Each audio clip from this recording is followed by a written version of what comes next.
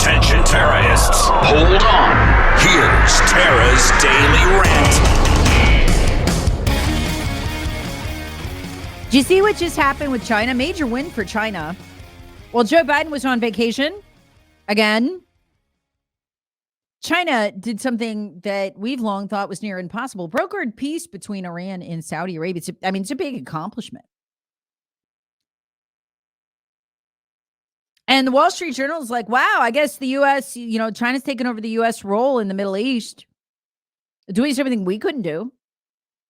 We've never been able to do. I mean, it is a huge achievement. Even the New York Times, according to the New York Post, this is them writing, said China's role, shows President Xi Jinping's ambition of offering an alternative to a U.S.-led world order. So let that sink in. A new world order where China is the leader. That's happening right in front of our eyes. I'm reading from the New York Post. China's ability to bring warring partners together shows its growing influence.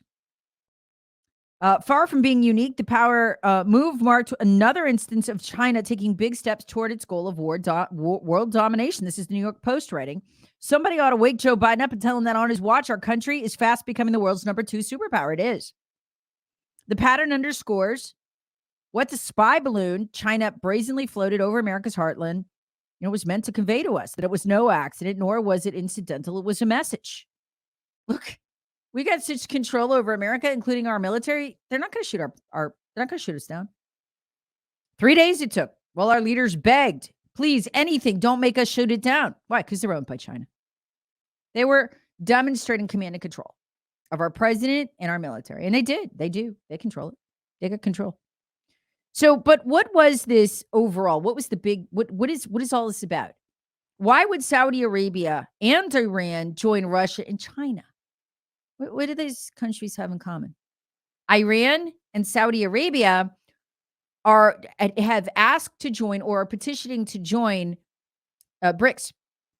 So they can throw their currencies into a basket of currency to compete head on with ours. This is economic.